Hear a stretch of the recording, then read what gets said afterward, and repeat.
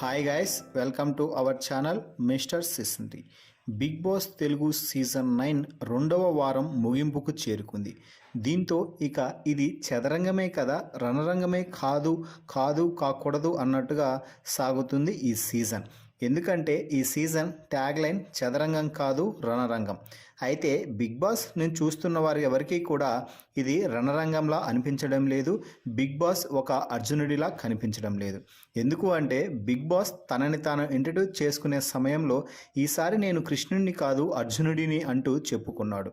అయితే ఆ అర్జునుడు ఎక్కడికి పోయాడు, నిద్రపోయాడా అని బిగ్ బాస్ అభిమానులందరూ అనుకుంటున్న సమయంలో ఇక ఇలా అయితే కుదరదు అనుకున్నాడో ఏమో కానీ బిగ్ బాస్లో ఉన్నటువంటి అర్జునుడు అయితే మేల్కొని ఉతికి ఆరేశాడు కంటెస్టెంట్స్ అందరినీ కూడా. ముఖ్యంగా ఈ వారం జరిగిన కెప్టెన్సీ టాస్క్లో తీవ్రమైన అన్యాయం అయితే జరిగింది. ముఖ్యంగా రీతు కావాలనే ఉద్దేశపూర్వకంగా భరణికి ఆ తర్వాత ఇమ్మాన్యుయల్కి అన్యాయం చేసి ఫేవరెటిజం చూపిస్తూ డీమాన్ పవన్ని క్యాప్టెన్గా ఎన్నుకుంది. ఎందుకంటే ఇమ్మాన్యుయల్ని క్యాప్టెన్ చేస్తే తర్వాత కెప్టెన్సీకి పవర్ ఇచ్చి ఎవరినైనా సేవ్ చేయమంటే ఇమ్మాన్యుయల్ ఖచ్చితంగా రీతూనైతే సేవ్ చేయడు, తనూజాకి సహాయంగా నిలిచే అవకాశాలు అయితే పుష్కలంగా ఉన్నాయి. దీంతో డీమాన్ పవర్ని క్యాప్టెన్ చేస్తే ఖచ్చితంగా ఏదైనా ఆప్షన్ వచ్చినప్పుడు నన్నే ఎంచుకుంటాడు అని అనుకుని రీతు అయితే ఏకంగా క్యాప్టెన్ను కూడా మార్చేసింది ఆ సమయంలో.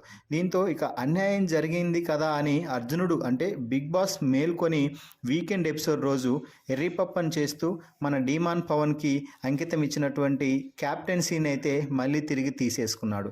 అంటే క్యాప్టెన్సీ టాస్క్ మళ్ళీ ముగ్గురితో సేమ్ సంచాలకుతో ఈరోజు అయితే జరగబోతుంది. సో దీన్ని బట్టి చూస్తే రీతు ఏదో చేసిన తప్పుకి మొత్తంగా ఎర్రిపప్పు అయితే అయింది మాత్రం డీమాన్ పవన్. అయితే ఒకటి మాత్రం ఇక్కడ గమనించాలి, డీమాన్ పవన్ గేమ్స్ కూడా బాగా ఆడాడు, ముగ్గురితో కలిసి బాగా పోరాడటం అయితే జరిగింది. కానీ అక్కడ క్లియర్ కట్గా అన్యాయం జరిగింది అని అనిపించడంతోనే డీమాన్ పవన్ నుంచి కెప్టెన్సీ వెనక్కి తీసేసుకున్నాడు మన అర్జునుడైన బిగ్ బాస్. మరి డీమాన్ పవన్ని ఎర్రిపప్పని చేసి కెప్టెన్సీని వెనక్కి తీసుకోవడంపై మీ అభిప్రాయాన్ని కామెంట్స్ రూపంలో తెలపండి. అలాగే డీమాన్ పవన్, ఇమ్మాన్యుయల్, భరణీలకి మళ్ళీ సేమ్ టాస్క్ పెడితే ఎవరు గెలిచి క్యాప్టెన్ అవుతారని మీరు భావిస్తున్నారో వారి పేర్లని కూడా కామెంట్స్ రూపంలో తెలపండి.